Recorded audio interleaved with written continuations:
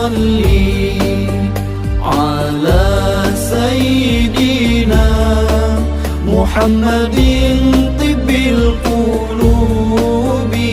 ودوائها وعافية